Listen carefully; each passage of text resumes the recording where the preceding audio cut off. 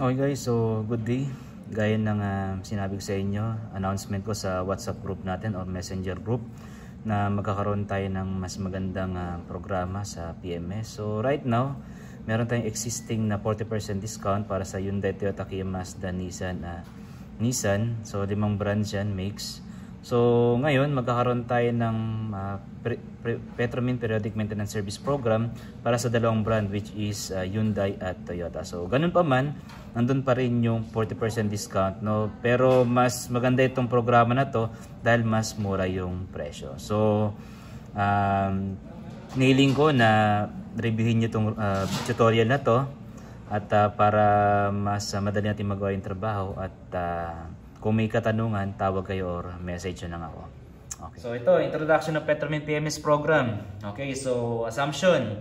So una, number 1, Petromin PMS program will be applicable for Toyota and Hyundai brands only, gaya ng sinabi ko sa inyo. At ito, para lamang ito sa merong 10K intervals na engine oils. Okay? So explain ko pa yan mamaya na mas malalim. Pangalawa, package include 2 consecutive services starting from 20K service interval. So sa dito, see below package details. Okay, number 3, 5K and 10K package interval, no? Hindi kasama sa programa na to. So nagsisimula lang to sa 20,000 kilometer pataas. Okay, so good news dahil sa PMS na to, dahil sa mga request nyo na rin, dahil para sa mga fanatic ng Toyota Oil na customer, so dito sinama na natin yung Toyota Oil, no? 10W40 kasama na yan, no? 20W50 para sa mineral yon. Okay. Pero hindi natin sinama yon yung mineral package dahil puro 10K intervals lang ito. Okay. Okay, number 5, spark plug will not include in these PMS packages. Okay. So ito yung mga presyuhan niya. Okay, halimbawa si Toyota. Okay, sabi dito 20K and 30K, ang presyo niya is 499 na lang. Okay? So, ito, by category to. Yaris, Corolla, ito yung category niya. Camry, Hilux, Fortuner, Hiace, ito rin naman yung presyo niya, category. At yung Land Cruiser, mga malalaking sasakyan, ito yung mga category, ito yung presyo niya. Okay? So, nakapaloob dito sa ano na to, yung presyo na to ng package na to. So, tingnan nyo ha, 20,000 service, magpapaservice siya ngayon. Next service, 30,000, making libre na yan. So yung dalawang package na yan, magkano babayaran ni customer?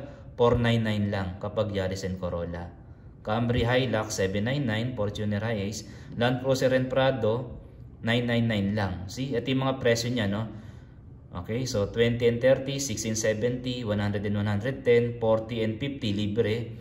80 and 90, ito na yung libre. Okay, so ang presyo niyan, ito lang. Okay, so sa Hyundai, ganun din. 20K service and 30 service, 30,000 service, ang presyo niya 899 lang para sa Accent, Elantra, Kona, magkakaroon tayo niyan, i30 Veloster. So ito yung category na to, mga maliliit, medium, tsaka yung malalaki. So ito yung mga presyuhan niya. Okay, so dito may magandang sample dito. Ano ba yung benefits ng customer? O, example natin ng Corolla. Ngayon, meron tayong 40% discount. Okay? So yung 20K, yung 20,000 service na yan, no, na may synthetic oil, ang presyo talaga niya actual 813. So dahil meron tayong 40% discount, kaya siya naging 488 na lang. Okay. So syempre inabil ni customer 20,000 service. So syempre after 10,000 km babalik yan. So meron dapat ito naman meron siyang 30,000 service. Yung 30,000 service na yan, magkano yung presyo niya sa normal price? 606. Pero dahil meron tayong 40% discount, 364 yung babayaran niya. Okay? So magkano yung presyo niyan? 488 at 364. No? So magkano yan? Kaya na mag-compute. Okay? Malaki yan. Nasa 800 plus din yan. Okay? Pero ganun pa man, sa 800 plus na yan, magkano na lang babayaran ni customer kapag inabil niya yung Petromin PMS program natin? Tingnan nyo na lang. 499 na lang yung babayaran ni customer para sa dalawang package na yan. So, di ba? Napakaganda. Oh, ganun din sa 40 and 50, 799 lang. 60 and 70, 499. 80 and 90, 799. So, napakamura niya para sa sasakyan na Corolla. Okay? So ito yung existing discounting natin, 40%, ayun yung mga presyo. Pero pag si customer inabil yung 20,000 package sa service program natin ng PMS, 499 lang yung babayaran niya. So yung next service niya na 30,000, libre na. Okay? So isang napakagandang opportunity yan. So sa atin, sa mga istasyon, ang isang complaint natin, bakit mahirap mag-push ng PMS? Bakit mahirap magbenta? Dahil sa presyo. Okay, so pero good job sa inyong lahat. Kahit na medyo mataas yung presyo, dahil meron tayong 40% discount, tsaka may incentive na tayo na special incentive na 25 real, di ba? So kaya natin na ibibenta. So how much more pa kaya ngayon na yung dalawang package na yan 499 na lang? Oh, see, tingnan mo yung presyo ng 20,000 after discount 488. Dagdag na lang siya ng 11 real. Magiging libre na yung 30,000 service niya, di ba? So ganun lang yung ano natin, pitching point natin, no? Para ma-encourage natin si customer na i-avail itong Petromin PMS program na to. Okay? So kung may mga tanong kayo, message nyo lang ako para masagot ko kayo. Okay, so pwedeng tumawag, pwedeng mag-message. So, sasagutin ko kayo lahat ng mga inquiries nyo regarding sa PMS pati incentive. Okay, so good luck sa inyong lahat. Sige, tuloy tayo. Tuloy natin to. Okay, so ito yung making key visual natin pagdating sa Hyundai and Toyota PMS program na to. Okay, so Arabic to ha. Ayan. So para mas mabilis na maintindihan ni customer kung di siya nakakaintindi ng English. Okay? So ayun yung gagamitin natin para sa advertisement, flyers o banners, 'di ba? Or tarpaulin or social media campaign natin, ito yung gagamitin natin. So napakaganda programa ito, very attractive para sa customer. Okay? So hindi na tayo mahirapan magbenta. Sila na mismo yung mag-a-avail niya, no? So tuloy lang yung pasok ng incentive sa atin, di ba? Okay? So, Toyota, ulitin lang dito, ito yung presyo niya para sa Yaris, Corolla, Camry, yan yung mga presyo niya. Package niyan, ito yung intervals kilometer. Okay? So, ito yun, no, sa Arabic. Pag binili yung 20,000, libre na yung 30. Pag binili yung 40, libre na yung 50. Okay? So, dito, napakagandang key visual nito dahil nandito yung original OEM oil filter. Tapos meron pang Toyota oil kasama yan. So dalawang langis yung ginagamit natin. It's either A1 5W30 or 1030 na Toyota. Okay, so ito yung mga presyohan nila. Very attractive. Napakaganda. Okay, so dumako naman tayo sa Hyundai. Ito yung key visual natin. Ito yung mga presyohan yan. Ito yung mga sasakyan. Okay, ito yung mga presyo. Anong package yan. Ito yung English translation yan. Okay, ito yung vehicle segments. Okay, ito yung Accent, ayan, Elantra, Kona, i30, Veloster, Sonata, Santa Fe. So, depende sa laki ng sasakyan. And ganun din yung presyo niya. Depende rin. Okay? Next. Okay, Petromin PMS program. What are the vehicles included in the scope of Petromin Periodic Maintenance Service or PMS program? Sabi dito, in this program, Toyota and Hyundai selected vehicles and models are applicable. See below applicable models. So, hindi lahat ginagawa dito ha. So ito lang mga nasa listahan na to. At saka yung kung ano yung existing packages natin na meron tayo sa system, minarets, okay? So sa Toyota, ayan yung mga yan. Camry, Corolla, Yaris, Land Cruiser, Hilux, Fortuner, Prado. Syempre, meron niyang model code. Pagbasihan nyo rin yung model code, okay? So sa Hyundai, meron tayong Accent, Elantra, Sonata, Tucson, Santa Fe, Azira, i30, Veloster, Kona. Soon, dadagdag natin yan. So, ito yung mga engine size, ha? Nandyan na yan. So, sila lang yung pasok dito sa Petromin PMS program na to. Next. Petromin PMS program, facts. Oy. So, sabi dito, which are the services covered under Petromin Periodic Maintenance Service PMS program? So, periodic maintenance package starting, gaya na sinabi ko kanina, nagsisimula lang ito sa 20. So, ibig sabihin, 20, 40, 60, 80, 100, package. So yung kasunod ng 20, 30, libre na yon. Yung kasunod ng 40, 50, libre na yon. Kasunod ng 100, 110, libre na yon. Okay? So dito, 5,000 and first 10,000 km service is not the scope of, so hindi siya kasali sa program na yon. Okay? So nagsisimula sa 20,000 pataas lang. Okay, what is the service interval package in Petromin? Okay, periodic maintenance service. Every 10K service interval as we are using 2 high quality engine oil at 10,000 km replacement interval. So una, gumagamit tayo ng synthetic. Okay, Hyundai Toyota yan, kasama yan. Tapos pangalawa, syempre sa Toyota lang, semi-synthetic oil which is 10W40 pala. Okay, so Toyota Genuine Motor Oil. Okay. So sa mga fanatic ng Toyota oil 'yan, no.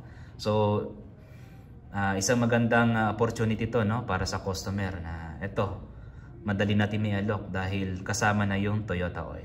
Okay, what other services are included in packages in the package? Okay, 20 and 30 package. 2 consecutive 20 and 30 are included in package. So babayaran niyo yung bayad na 'yan, no? 20 and 30 na yan sa packages na yan. Okay, so 20, 30, 40, 50, 60, 70, 80, 90, 100, 110, gaya na sinabi ko kanina. Okay, so if the customer will select 20K and 30K package, so he will pay only at the time of 20,000 service. On next interval service, which is 30,000, no need to pay any amount. Okay, so dito example, Corolla, 20,000 package, 30,000 package at 499 SR. So customer will not pay any amount on 30K service because 30K service included in packages. So napakagandang opportunity para sa customer. Okay, ano pa? What are the PMS items included in the fixed price? So sabi dito, the price includes labor, parts, and oil for PMS items as per the manufacturer recommendation. In PMS service interval package, recommended oil, genuine oil filter, air filter, AC filter, spark plugs, and multi-point inspection as per defined each service interval by manufacturer. Okay, so spark plugs, injector cleaner, fuel filter are not included on this package. Customer should pay additional amount of parts and labor. So fuel filter, alam naman natin, ever since di natin ginagawa yan. Okay, next, what is the timeline and maximum or odometer reading up to which the customer can avail the free intermediate service after completion of major service? What is timeline and maximum kilometers reading validity to avail next service? Sabi dito, customer can avail free intermediate service within 6 months. So may expiration siguro naman, 'di ba? Ang 10,000 kilometer kaya ng maximum takboy ng 3 months lang 'yan eh. Especially dito sa Saudi Arabia, 'di ba? Baka isang buwan lang, 10,000 km na itatakbo ng customer. So, ganun pa man, mahaba yung duration, 6 months. Okay? After the previous major service paid by him or within 12,000 km. So, whichever comes first yan. Okay? So, kahit na mag-reach siya ng hanggang 12,000 km, pwede niya pa rin ma-avail yung next service niya. Okay?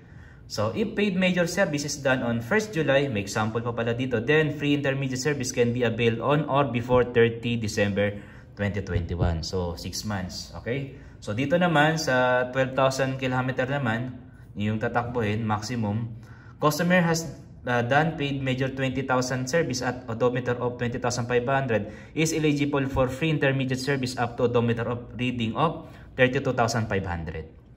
Okay? So, alam naman natin mga customer, minsan sabi natin tatakbo lang yan ng wala pang 10,000, palit na ng langis yan, di ba? Papaservice na yan, no? Pero dito, ganun pa man, hanggang 12,000 kilometer, no? Pwede niyang i-avail yung pre-service niya, yung intermediate service, o yung next service niya. Okay, next. What is the grade of engine oil used in the packages? So, gaya na sinabi ko sa inyo kanina, 5W30, Hyundai Toyota yan. At syempre, Toyota Genuine Motor Oil which is 10W40 semi-synthetic grade is used in the campaign package for Toyota vehicles only. Okay? So wala yan sa Hyundai, sa Toyota lang yan. Okay? Tanong, genuine parts will be used in all service interval?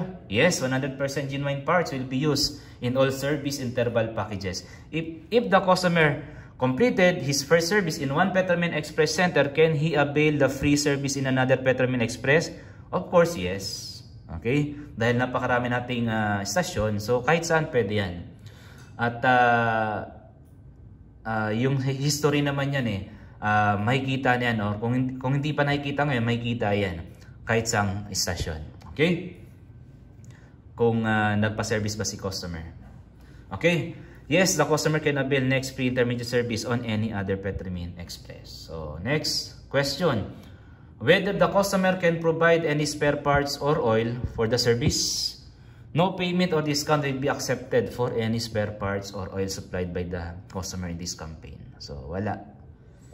Hindi pwede. Dapat lahat supply natin. Okay? So, panghuli, what does the customer should bring upon claiming the next service visit? Sabi dito, advise nyo na si customer na dalhin yung original invoice copy, no? To see the number as reference. Or else, staff can find out in the history.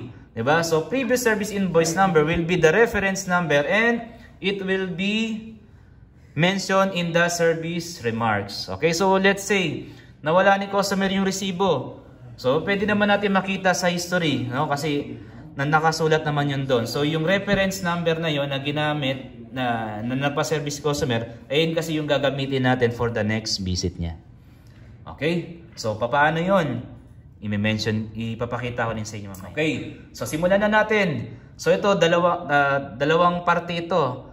No? Ito, yung customer na nag-avail ng 20,000. Yung pangalawang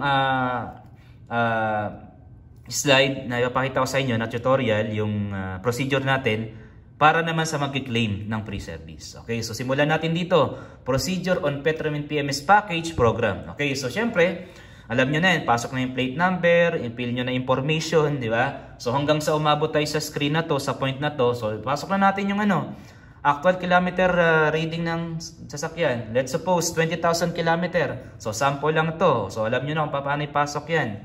Di ba? O, i-select natin yung PMS. Di ba? Next. Okay.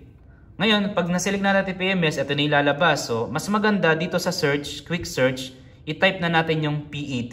So, PET.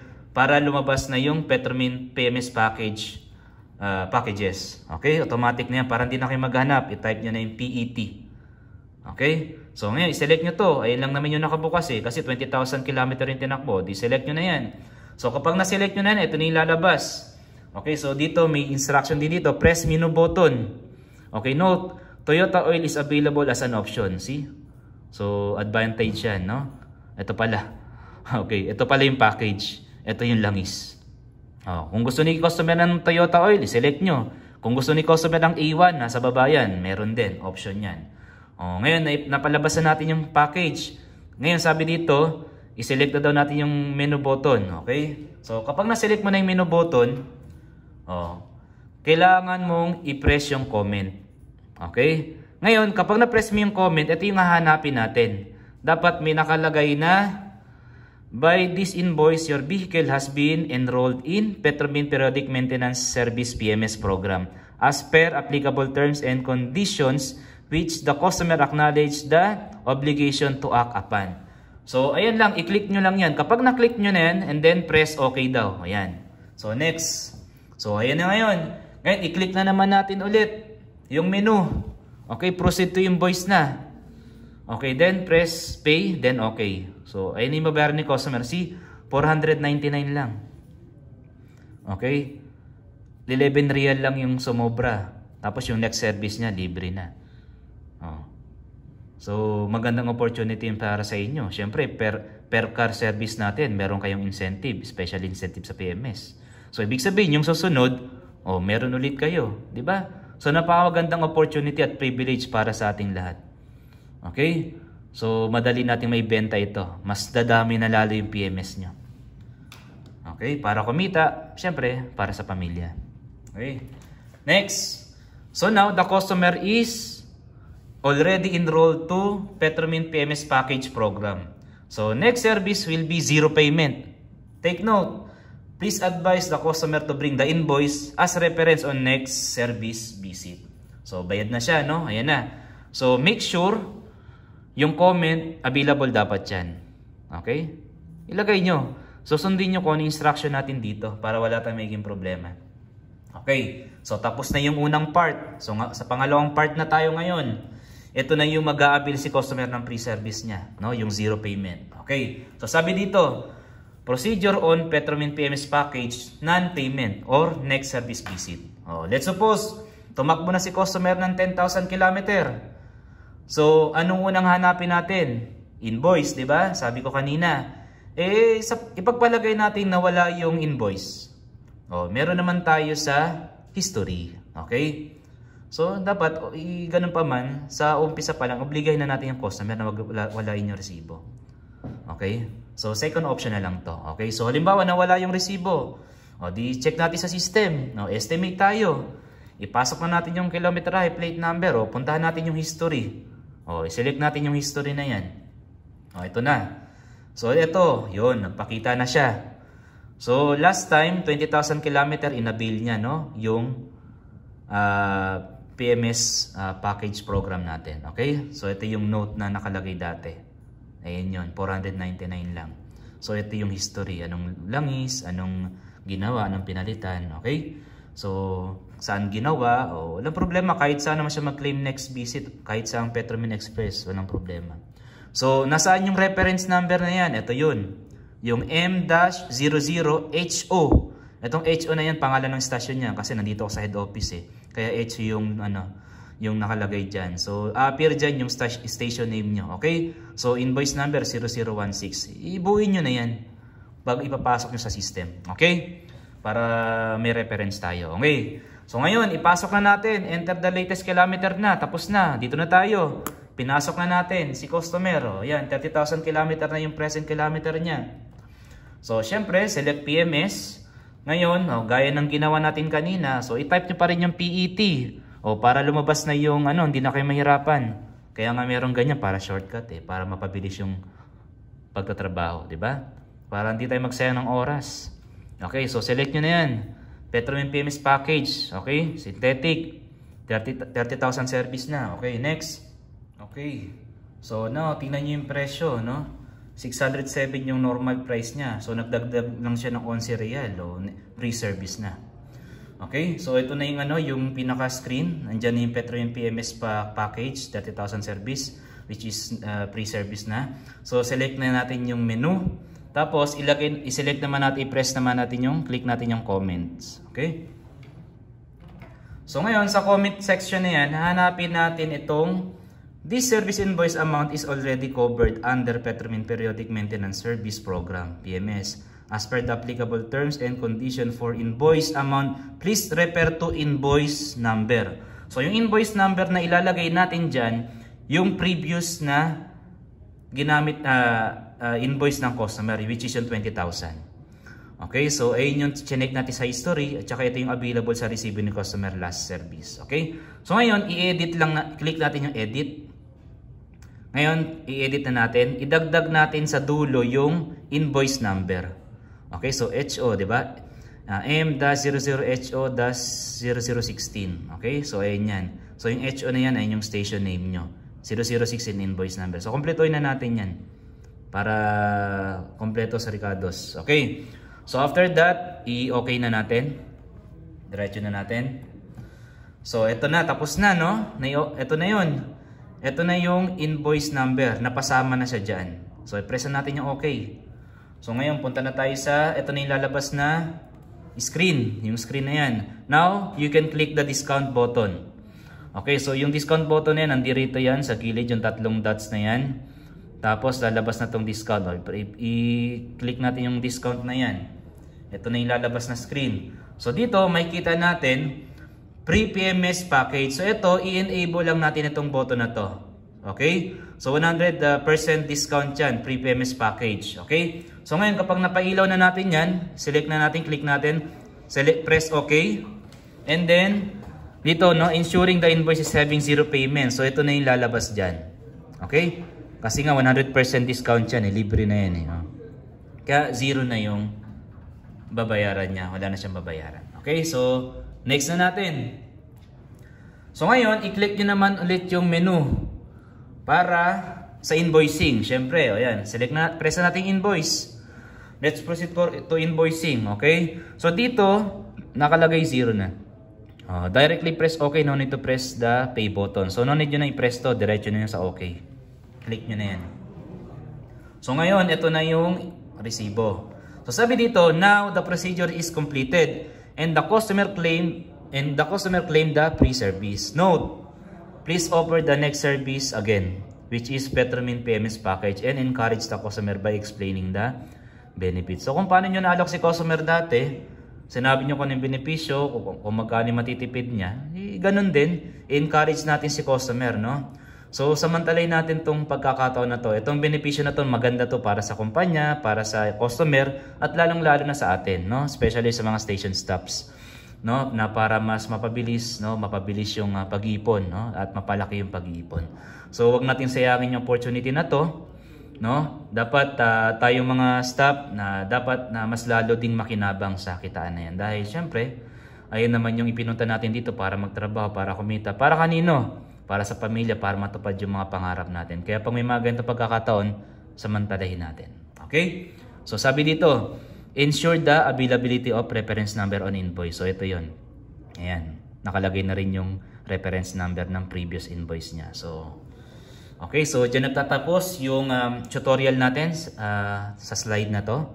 So step by step, in-explain ko sa inyo. Sana naman isa puso natin, no? So huwag natin babaliwalin dahil ito yung makakatulong sa atin para mapabilis yung pagtatrabaho natin, no? At di tayo mahirapan. Okay?